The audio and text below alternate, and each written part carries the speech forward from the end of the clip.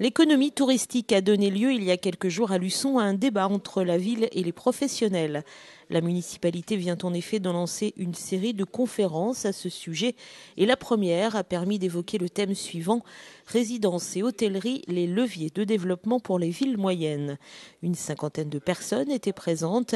Il faut dire que le sujet concerne nombre de professionnels sur le territoire et que l'économie touristique pour la communauté de communes va devenir un véritable enjeu avec l'arrivée au 1er janvier prochain au sein du conseil communautaire de 3 communes éminemment touristiques, l'Aiguillon, la Faute et la Tranche.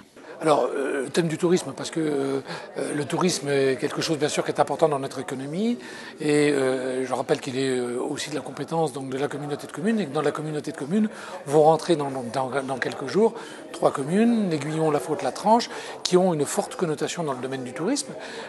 C'est une opportunité pour le développement donc, du Luçonnais, opportunité donc, que l'on a cherché à susciter, sur lequel on a cherché à susciter donc, des réflexions à travers ce thème qui était un thème qui s'est développé sur les différents domaines donc, du tourisme. Donc oui, en effet, premier thème le tourisme, on va en avoir un deuxième sur l'économie de la mer, que ce soit l'économie touristique, que ce soit l'économie halieutique, que ce soit le développement de la pêche, que ce soit aussi l'exploitation minière donc, de la mer.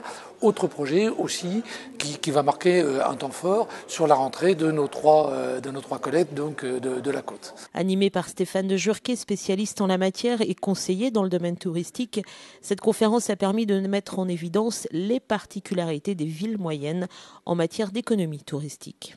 Luçon est une ville moyenne, de qualité d'ailleurs, je l'ai redécouvert mais avec beaucoup de plaisir.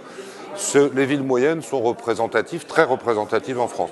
J'ai pu exposer que dans ces zones dites rurales et dans ces villes dites moyennes, eh bien, curieusement, quasiment un tiers des nuitées touristiques se produisaient. Quand on dit touriste, on ne parle pas obligatoirement d'étrangers, bien sûr, on parle du tourisme intérieur, on parle des personnes en déplacement. Donc le but était d'analyser ce que je crois avoir exposé, les différentes données statistiques qu'on a en France, tant en nombre de personnes qu'en type de nuitée et qu'en prix moyen, où on voit que le prix moyen de la nuitée est de l'ordre de 48 € pour une moyenne nationale de 62, donc un peu un déficit de valeur. Comment recréer de la valeur et comment accueillir des personnes dans des villes moyennes.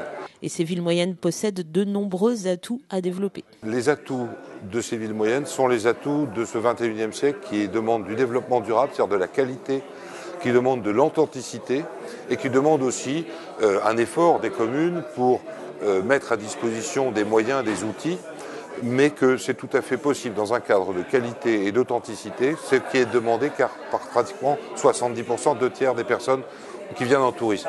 Le tourisme, et c'est un petit peu comme ça, si je peux me permettre que j'ai conclu, le tourisme en ruralité n'est pas captif, mais il le devient. Il le devient par la qualité de l'environnement, il le devient par la qualité de l'hébergement et il le devient par la source des services sur lesquels les villes moyennes sont beaucoup plus attentives que finalement dans des grandes, on va dire, agglomérations touristiques où le tourisme devient une banalité.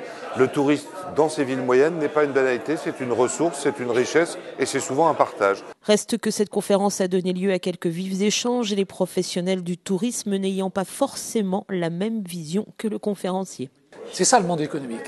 C'est-à-dire que c'est un monde qui est énorme, hein, dans lequel vous avez des acteurs qui sont des acteurs de terrain, qui vivent leur entreprise localement, et vous avez en parallèle eh bien, des systèmes qui sont des systèmes qui sont, je veux dire, difficilement palpables, mais par contre dont il faut tenir compte pour pouvoir avoir un développement économique. Alors c'est vrai qu'on a senti un décalage donc entre ce qui était présenté par quelqu'un qui est un représentant d'un grand groupe. Le tout était suscité la discussion, et la discussion était réellement là ce soir. Prochaine conférence vendredi 7 décembre sur cette fois l'économie liée à la mer.